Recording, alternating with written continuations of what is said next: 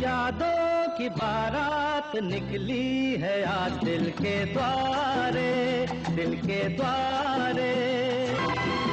यादों की बारात निकली है आज दिल के द्वारे, दिल के द्वारे।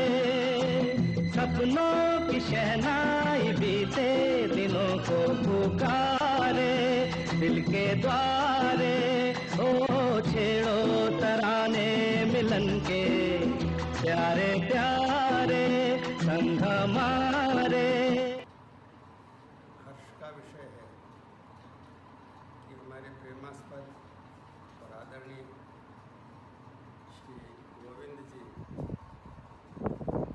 जीवन के 75 वर्ष पूर्ण कर अब शतायु होने की तरफ आगे बढ़ रहे हैं। विद्यार्थी जीवन से ही इनके साथ मेरी आत्मीयता थी। विशेषकर कबड्डी के खेल में ये हमेशा मार्गदर्शन करते थे। कॉलेज की कबड्डी टीम के कैप्टन थे और साथ ही जो अन्य राष्ट्रीय गतिविधियां होती हैं राष्ट्रीय स्वयंसेवक संघ की, उसमें भी हम बहुत साथ में रहे थे। और कोई एक इंजीनियर की तरह भी इन्होंने कई कीर्तिमान स्थापित किए और उस सेवा से निवृत्त होकर भी लोक सेवा आयोग में आपने अपनी राष्ट्र की सेवा समर्पित की। मैं प्रभु से यही प्रार्थना करता हूँ कि ये स्वस्थ रहते हुए दीर्घायु को प्राप्त करें, प्रसन्न रहते हुए उत्साहपूर्ण रूप से राष्ट्र की सेवा में निरत रहें और जीवन के चरम लक्ष्य को इसी जीवन में प्राप्त करें, अर्थात पूर्णता की अनुभूति करें। तो मैं ब्रजगोपाल शर्मा गोविंद जी टाक को उनके जन्मदिन के शुभ अवसर पर बहुत बहुत बधाई देता हूँ। मेरा उनसे साथ सन 1965 से संपर्क है, जब मैं उदयपुर में पीडब्ल्यूडी के एसई पद पर स्थानांतरित हुआ। तब गोविंद जी वहाँ एईएन थे। कालांतर में वे विभाग में मुख्य अभियंता के पद से सेवानिवृत्त हुए और तत्पश्चात आरपीएससी में अध्यक्ष बने। हमने साथ कई परियोजनाओं में काम किया है। उनमें माही नदी पर बांसवाड़ा रतलाम मार्ग का गैमन पुल एवं चित्तौड़ जिले में सांवलिया जी के मंदिर के पुनर्निर्माण का मैं विशेष उल्लेख करना चाहूँगा। उनका योगदान इन योजनाओं में बहुत मूल्यवान रहा। गोविंद जी की कुशाग्र बुद्धि, कार्य के प्रति समर्पण, ईमानदारी, निष्कपटता एवं सदाशयता ने मुझे सदैव प्रभावित किया है। ईश्वर से यही प्रार्थना है कि उन्हें सदैव निरोग एवं प्रसन्न रखें और वे समाज को अपने योगदान से सदा लाभान्वित करते रहें। धन्यवाद। आज मुझे जानकर बहुत प्रसन्नता हुई कि आदरणीय जीएस टाक साहब का 75वां वर्ष के उपलक्ष्य में हीरक जयंती मनाई जा रही है। टाक साहब से मेरे संबंध जब मैं बांसवाड़ा जिले का जिला प्रमुख था, ये तत्कालीन अधिशासी अभियंता थे, बहुत काम करने का मौका मिला। और विशेषकर बांसवाड़ा जिले में नहीं, राजस्थान में अकाल पड़ा हुआ था, तब तत्कालीन मुख्यमंत्री स्वर्गीय हरदीप जोशी ने 2 बातें रखी थी जो बांसवाड़ा जिले के लिए समस्या बन गई थी। एक तो लसाड़ा पर माई का पुल और दूसरा बागीदोरा और आनंदपुरी के बीच का थापड़ा अनास नदी पे पुल। ये बहुत आवश्यकता आम लोगों के लिए थी, लेकिन किस मद में करें, उस समय अकाल चल रहा था।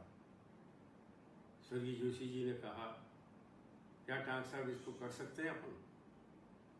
उन्होंने तत्काल अपनी जिम्मेदारी के साथ सहमति दी और वहाँ पर दोनों पुल पूरे अकाल के समय एक एक्सीन की तरह नहीं बल्कि एक मेट की तरह इन्होंने कार्य किया। वहीं तंबू पे पड़ाव पे रहते, चाहे सुबह हो शाम वहीं खाना खाते और निर्धारित समय में बरसात के पहले आवागमन शुरू हो गया।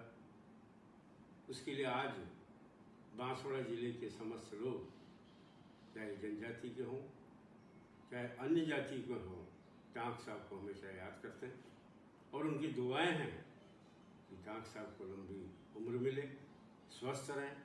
और मैं भी अपनी ओर से, अपने परिवार की ओर से टांक साहब को, उनके परिवारजनों को, समस्त कुटुंबियों को बहुत बहुत बधाई देता हूँ और ईश्वर से प्रार्थना करता हूँ कि इनको लंबी उम्र दे, ये स्वस्थ रहें, प्रसन्न रहें, सुखी रहें और जैसे कि इनकी भावना है, ईमान और धर्म से देश की सेवा करते रहें, प्रांत की सेवा करते रहें और संपूर्ण समाज के लिए सेवक बन करके कार्य करें, यही मेरी इच्छा है। पुनः सबको बहुत बहुत धन्यवाद। जय हिंद। माननीय जी.एस. टांक साहब जो आज हमारे सबके आदरणीय हैं और आप शुरू से ही सामाजिक और धार्मिक कार्यों से जुड़े रहे। आप राजस्थान के आरपीएससी बोर्ड ऐसे महत्वपूर्ण पद पर, चेयरमैन के पद पर सुशोभित करते हुए आपने सामरिया जी मंदिर मंडल बोर्ड में टेक्निकल कमेटी के सदस्य रहते हुए हमारा सौभाग्य का हमने आपके साथ काम करने का सौभाग्य प्राप्त हुआ, आपका मार्गदर्शन प्राप्त हुआ और आपने जो भव्य मंदिर का निर्माण में जो सहयोग किया वो अनुकरणीय है। आपकी सरल और सादगी के प्रतीक के रूप में आपने सामरिया जी मंदिर मंडल में कई वर्षों तक निःशुल्क सेवा देते हुए राज्य सरकार द्वारा मनोनीत सदस्य के रूप में आपने जो काम किया वो अस्मरणीय है। आपसे प्रेरणा लेनी चाहिए हम सबको कि आपकी सरल सादगी और आपकी ईमानदारी, स्वच्छ छवि से हम कुछ सीखें और हम आपके मार्गदर्शन में काम करते रहे और हम इस समाज को नई दिशा देने का हमेशा प्रयास करते रहे। आप शुरू से आरएसएस से जुड़े रहने के जो प्रतिफल हमने देखा है कि सरल और सादगी जो आरएसएस की विचारधारा वो आपने खड़ी की और उस विचारधारा को हम आगे ले जाएं और आपके जन्मदिन की हम शुभकामना देते हैं। धन्यवाद। जय भारत, जय राष्ट्र। Govind Singh Tank, he is a very calm, clear, cute and also genius guy with brilliant ideas. He is always very well prepared to think and answer any type of questions raised to him in less than a minute's time. He believes in development of all friends, relatives, Udaipur city, Rajasthan and India, and also needy persons, which is a very good gesture. ताकत अपने लफ्ज़ों में डालो, आवाज़ में नहीं, क्योंकि फसल बारिश से उगती है, बाढ़ से नहीं। जीवन में यही देखना महत्वपूर्ण नहीं कि कौन हमसे आगे है या कौन पीछे, यह भी देखना चाहिए कि कौन हमारे साथ है और हम किसके साथ हैं। जुड़ना बड़ी बात नहीं, जुड़े रहना बड़ी बात है। These all small phrases applies to Mr. Govind Singh Tank, who is a simple person but a very big man because he retired from the post of Chairman Public Service Commission and Chief Engineer of PWD organization. I personally wish his well-being. Thanking you, R.K. Chatur. जमाने में GS. Tank साहब जैसे लोग होना बड़ा मुश्किल है। वो मैं ये कह सकता हूँ ईमानदारी और कर्तव्य निष्ठा का अपने आप में एक बहुत अभूतपूर्व उदाहरण है। उनके जीवन से जुड़े हुए मैं दो किस्से बताता हूँ। एक बार जब वो आरपीएससी के चेयरमैन थे और मैं मेंबर था, तो उनकी एक बेटी है जो डॉक्टर है, वो बीकानेर में पोस्टेड थी। तो उसने आरपीएससी के असिस्टेंट प्रोफेसर के लिए एग्ज़ाम दिया। तो टांक साहब मेरे को बुला कहने लगे कि भगवान करे ये स्क्रीनिंग टेस्ट में फेल हो जाए, अगर ये फेल नहीं हुई, पास होगी तो आप सब लोगों के लिए एक बहुत बड़ी समस्या खड़ी हो जाएगी, द्वंद्व खड़ा होगा। काबिल नहीं होगी तो भी आप इसलिए सिलेक्शन करने की कोशिश करोगे कि ये टांक साहब की बेटी है। मैं ये सुनकर अचंभित रह गया कि ऐसे ऐसे लोग इस दुनिया में हैं आज भी, जबकि लोग बाग आपाधापी की दुनिया में अपने बच्चों के लिए कुछ भी करने को तैयार हो, उस दुनिया में ऐसे विचार रखते हैं। भगवान की कृपा से कुछ उनके मुँह से निकली हुई बात हुई, वो उनकी डॉक्टर बेटी स्क्रीनिंग टेस्ट में फेल हो गई, तो इतने प्रसन्न थे कि देखते ही बनता था। एक बार का किस्सा और सुनाता हूँ। जब इनकी पोस्टिंग बांसवाड़ा थी और हरदेव जी जोशी मुख्यमंत्री थे, तो लोगों ने इनकी शिकायत की कि साहब ये, तो जोशी जी जैसे भी एक उदार दिल और किस तरीके के प्रशासक थे, ये सुनकर के अचंभा हुआ कि उन्होंने कहा कि भाई ये GS टाक साहब कैसा काम करते हैं, कि काम बहुत अच्छा करते हैं, कि ये चोर है कि नहीं है, कि ये बेईमान है कि नहीं है, सबकी सुनते हैं, सबकी सुनते हैं। लोगों ने कही लेकिन ये RSS के हैं। तो जोशी जी ने कही कि RSS के होंगे, इससे क्या फ़र्क पड़ता है, ईमानदार है, बहुत अच्छा काम करते हैं, कर्तव्यनिष्ठ है, यहीं रहते हैं, सबकी सुनते हैं। तो ऐसे जिस आदमी की प्रतिष्ठा हो, उसके बारे में कुछ भी कहना बहुत कम होगा। उनके तो जीवन के बहुत उदाहरण हैं जिसमें उनकी अपना लगन और निष्ठा, RSS के प्रति जितनी ज़बरदस्त निष्ठा थी, लेकिन उन्होंने उसको कर्तव्य के में कभी आड़े नहीं आने दिया। उन्होंने अपनी निष्ठा को अपनी जगह ही रखा। ऐसे व्यक्तित्व के हम उनके चिरंजीवी होने की, शतायु होने की शुभकामनाएं करते हैं। उनका भविष्य उज्ज्वल हो, परिवार सुखी रहे, समृद्ध रहे, वो स्वस्थ रहे, इन्हीं कामनाओं के साथ मेरी शुभकामनाएं। मैं शेख असगर अली कांकरोली से बोल रहा हूँ।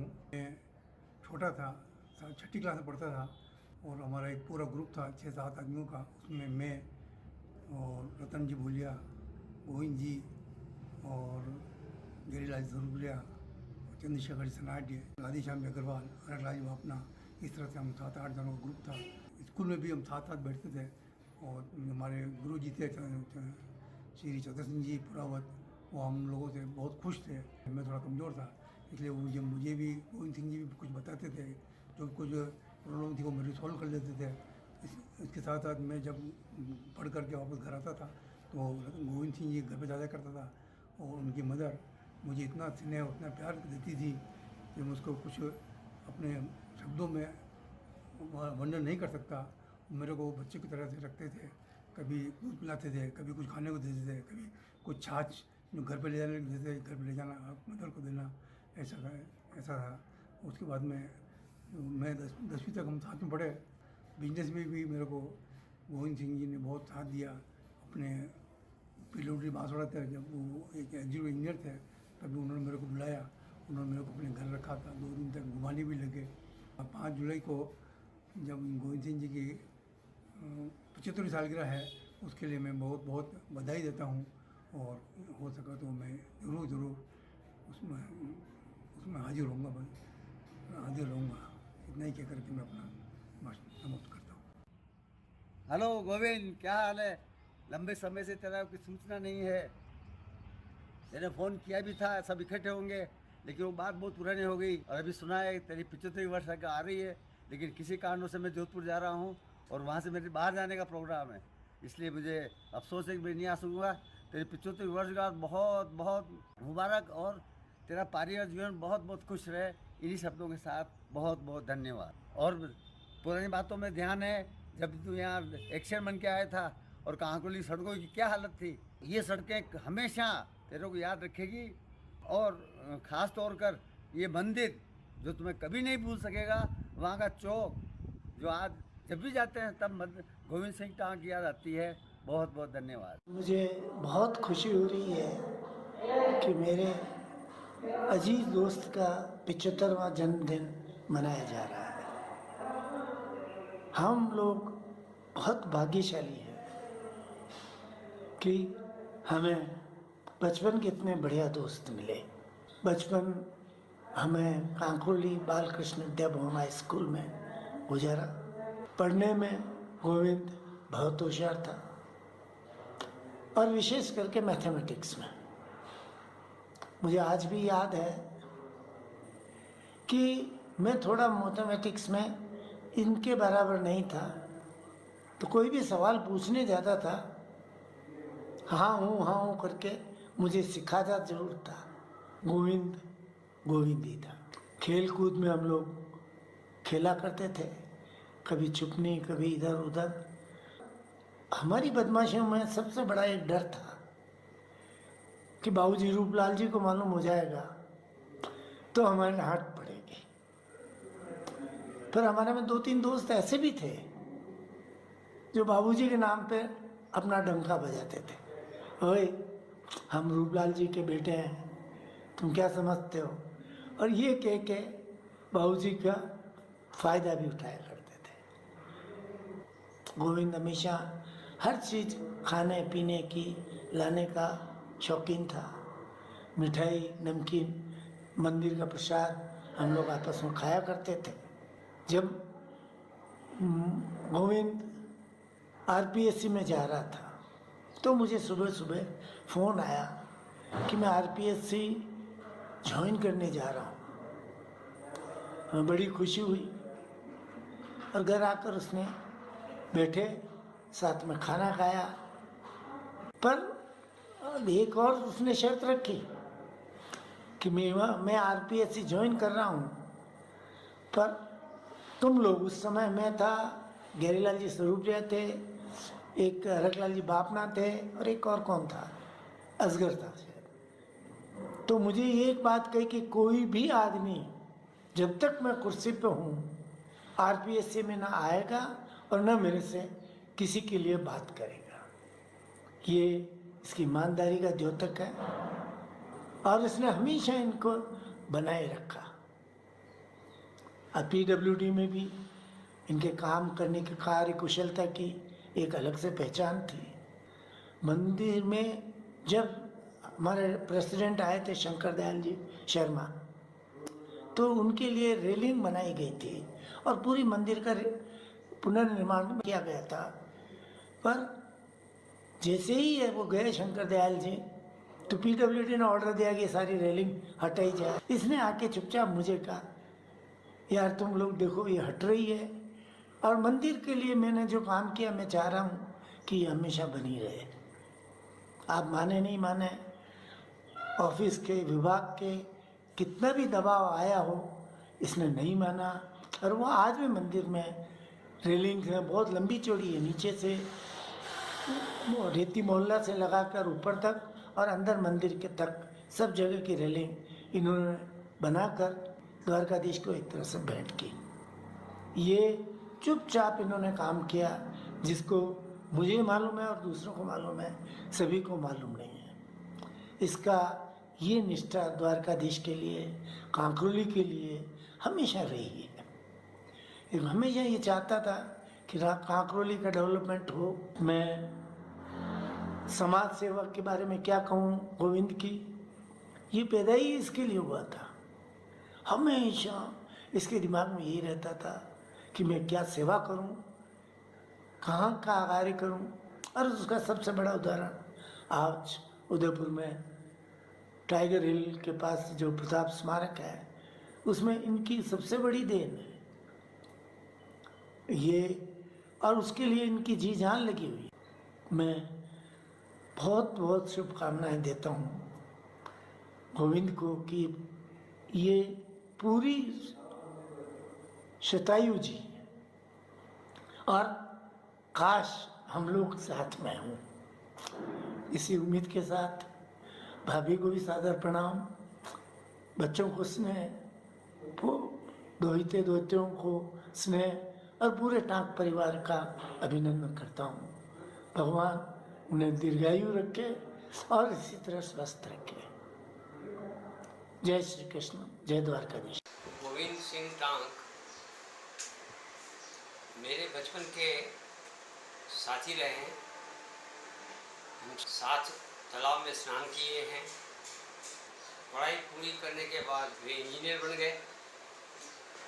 लेकिन एक बहुत बड़ी विशेषता जो मैं उनमें देखता हूँ वो यही है कि जैसे वो पहले थे वैसे वो बाद में रहे। पद के ऊपर पदोन्नति होती चली गई, लेकिन उनके स्वभाव में कोई अंतर मैंने नहीं देखा। ये उनकी बहुत बड़ी विशेषता थी। सहज थे, सरल थे और सहानुभूति लेकर चलने वाले थे, संवेदनशील रहे। जनता का कोई दुख दर्द हो उसको उन्होंने निपटाने में कभी भी कोई कमी नहीं रखी। आज भी उनमें वही उत्साह, वही ऊर्जा, वही समाज के प्रति सद्भावना देखी जा सकती है। मैं उन्हें शुभकामनाएं देता हूँ, उन्हें बधाई देता हूँ, हार्दिक ये कामना करता हूँ कि वे दीर्घायु हों तथा जब तक जिए तब तक कार्य में संलग्न रहें और सफलतापूर्वक कार्य करते चले जाएं। यही मेरी उनकी अभिलाषा है, अपेक्षा है, आशा है। उनका मैं अभिनंदन करता हूँ, अभिवादन करता हूँ और नमन करता हूँ। गोविंद टांक को उनके जन्म दिवस पर शुभकामनाएं, आशीर्वाद। मैं बचपन से उन्हें जानता हूँ। कांकुल में वो पढ़ते थे। स्कूली शिक्षा उन्होंने कांकुल में पूरी की। उसके बाद इंजीनियरिंग की शिक्षा उन्होंने बाद में ली और सरकार में इंजीनियर बने। सरकार में उन्होंने इंजीनियरिंग का काम करते हुए सेवानिवृत्ति में वो चीफ इंजीनियर के नाते हुए। उनकी योग्यता देखकर सरकार ने उन्हें RPSC का चेयरमैन नियुक्त किया, जिसे उन्होंने बखूबी निभाया। ऐसे प्रगतिशील, प्रगति करने वाले गोविंद टांक को मैं शुभ आशीर्वाद देता हूँ और कामना करता हूँ कि ऐसी प्रगति हमेशा करते रहें। हेलो टांक साहब, आपका कैनेडियन फ्रेंड, पिछले 57 साल से दोस्त हूँ। आपके 75th जन्मदिन पर शुभकामनाएं। Happy 75th birthday. Have a great day. Hello tank साहब, आप हैप्पी बर्थडे और आप आइए कनाडा जल्दी। तो see you soon. Thank you. Tank साहब को उनका 75वां जन्मदिन मुबारक। देखते ही देखते ये 31 साल कब व्यतीत हो गए पता ही नहीं चला। 1988 में जब टांक साहब एक्शन थे, उस समय मेरी इनसे मुलाकात हुई थी। मैंने पहला उंडा नाला टोल का कॉन्ट्रैक्ट लिया था नीलामी में, और उसके बाद जब मिठाई लेकर के इनके घर पे गया, इन्होंने यही कहा कि यार मिठाई क्या खिलाते हो आप, कमा लो उसके बाद मिठाई लेके आना। क्योंकि गवर्नमेंट की रेट 46 लाख थी और मैंने उस कॉन्ट्रैक्ट को 75 लाख में लिया था। तो कहा आप तो अगले साल मिलोगे तो घाटे में जाओगे, तो इसलिए जो घाटे में जाने वाला आदमी है उसकी मिठाई मैं नहीं खाता। उस समय अगर कोई कमा लो तो फिर ज़रूर आप घर पे आना, फिर मिठाई लेके आना, तो मुझे अच्छा लगेगा। तो निसंदेह उस बात ने हमारा को ऐसा घर किया कि आज दिन तक हमारा 31 साल का सनातन बराबर चल रहा है। और 31 साल पहले जो ऊर्जा टांक साहब में मैं देखता था वो आज भी देख रहा हूँ, और आज हम साथ में मिलकर काम कर रहे हैं। और यूँ कहूँ तो मेरी कंपनी के फाउंडर मेंबर ही यही हैं। इन्हीं की प्रेरणा की वजह से हम रोड सेक्टर में आए और रोड में काम कर सके थे, और पूरे हिंदुस्तान में चेतक ने एक नाम कमाया। और आज भी जिस प्रकार से उस समय सुझाव देते थे, उसी प्रकार से आज भी सुझाव देकर के कंपनी को संभाल रहे हैं। ये बहुत एक लंबी पीरियड गुजरा, लेकिन टांक साहब के व्यवहार में आज दिन तक हमारे अंतर नहीं आया। और यूँ कहूँ तो मेरे बड़े भाई के रूप में मैं इनका आदर और सम्मान करता हूँ। और हमेशा ही हर पारिवारिक मामले में एक दूसरे के भागीदार तो हैं ही, लेकिन हर दुख के क्षणों में भी एक दूसरे को भागीदारी बराबर निभाते आए हैं। यही एक बड़े भाई का प्रेम छोटे भाई के प्रति रहता है। आज को की 75वीं जन्म जयंती पर इनको पुनः हार्दिक शुभकामना, अभिनंदन, और लंबे समय तक इसी प्रकार से हमें मार्ग प्रशस्त करते रहे। इसी के साथ पुनः जन्मदिन की शुभकामना। ये लम्हे, ये पल हम बरसों याद करेंगे, इन सपनों की तस्वीरों से, इन यादों की जंजीरों से। अपने दिल को कैसे हम आजाद करेंगे, बरसों याद